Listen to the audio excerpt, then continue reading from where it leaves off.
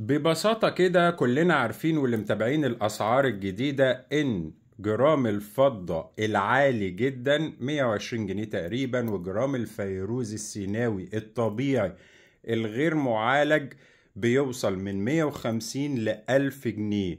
وركزوا ان احنا بنقول فيروز سيناوي طبيعي غير معالج، مش هيولايت، مش في خشانة الفيروز. فلو سيادتك بصيت لتفاصيل السبحة فيها 16.5 جرام فضة، يعني احنا بنتكلم في اكتر من 1850 جنيه فضة بس، وفيها اجمالي توتال الوزن 40 جرام، هنخصم منهم 16 يعني 24 جرام فيروز لو حسبناهم في 150.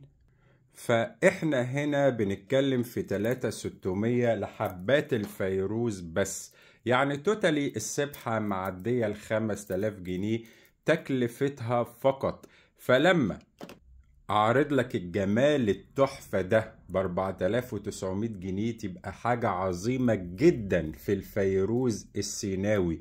ولاحظوا كمان اللي بيشتروا مني الفيروز، لما كنا زمان بنبيع السبحة ب 3500 جنيه قبل حالات التضخم المتضاعفة دي، فإنها توصل ل 4900.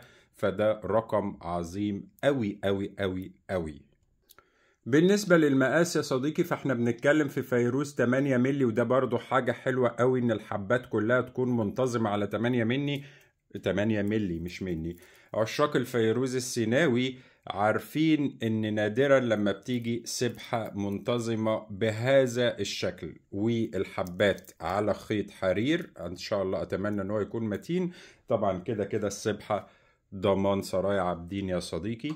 ولو حصل مثلا حباية او كده بغيرها لك دي بالود، مش مسألة ضمان يعني، فقشطة جدا. اكيد اللي اتعاملوا معايا كتير عارفين ان المعاملة مش معاملة تاجر ومشتري ابدا، احنا اصدقاء اولا واخيرا. فعلشان كده بقدم لك التلات سبح دول بتلات اشكال فضة مختلفة من الفيروز السيناوي الطبيعي المصري، وحرفيا أجود خامة وأقل سعر في مصر والوطن العربي. أشوفك دايما على خير.